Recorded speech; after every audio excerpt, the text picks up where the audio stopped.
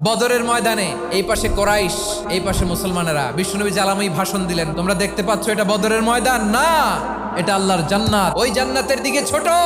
বিশ্বনবীর কথা শোনা মাত্র সাইয়েদনা উমাইর ইবনুল হুমাম বললেন বাখ বাখ, মানে চমৎকার। বিশ্বনবী বললেন মা ইয়াহমিলুকা আলা কওলিকা বাখ বাখ ইয়া উমাইর, আমার এই কথা শুনে তুমি কেন বললা বাখ বাখ?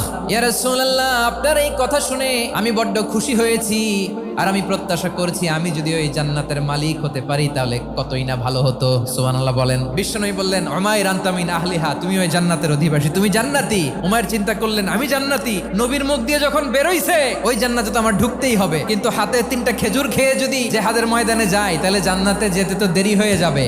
এই চিন্তা আসা মাত্রই খেজুর 3টাকে তিনি ছুঁড়ে মারলেন, তলোয়ার বের করে আল্লাহু আকবার বলে বদরের ময়দানে ঝাঁপিয়ে পড়লেন। আল্লাহর শত্রুদেরকে কচুকাটা করে এক পর্যায়ে শাহাদাতের সুধা পেয়ে নিজেও জান্নাতি হয়ে গেলেন। পড়েন সুবহানাল্লাহ।